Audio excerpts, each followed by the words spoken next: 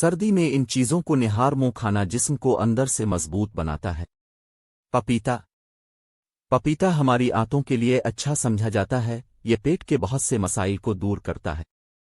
شہد اور نیم گرم پانی سردی میں اپنے دن کی شروعات نیم گرم پانی اور شہد سے کریں۔ شہد معدنیات، وٹامنز اور انزائمز سے بھرپور ہوتا ہے جو آنتوں کو بھی صاف رکھتا۔ دلیا سردی میں نہار موجوں کے دلیے سے بہترین ناشتہ کوئی نہیں ہو سکتا۔ بھیگے ہوئے بادام بادام manganese, vitamin E, protein, fibre, omega 3 اور اومیگا 6 فیٹی ایسڈ سے بھرپور ہوتے ہیں۔ بادام ہمیشہ رات کو بھگو کر صبح کھائیں۔ اخروٹ سردی میں نہار منہ بھیگے ہوئے اخروٹ کو بادام کی طرح کھانا زیادہ فائدہ مند ہے۔